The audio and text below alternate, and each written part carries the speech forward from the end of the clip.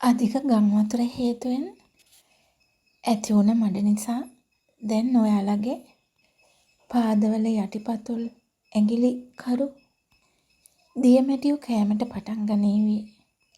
ඒ මඩ සමග හැදෙන කුඩා පණු විශේෂයක් නිසා. මේ බෙහෙත හදලා පාවිච්චි කරන්න හැමෝම. ලපටි මදු ඇල් කරටි ටිකක් ගන්න.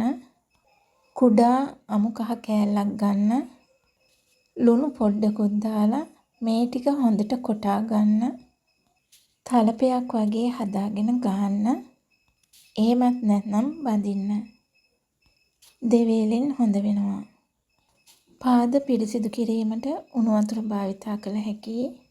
ඒ වගේම ගන්සූරිය කොළපොත්තු අමු කහ සමග තම්බාගත් වතුරින් පාද සෝදා දැමිය හැකියි.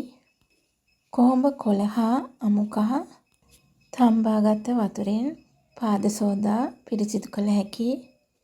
පසුව පාද හොඳින් වියලි වූ පසු සර්ව විෂාදි තෛලය ආලේප කරන්න.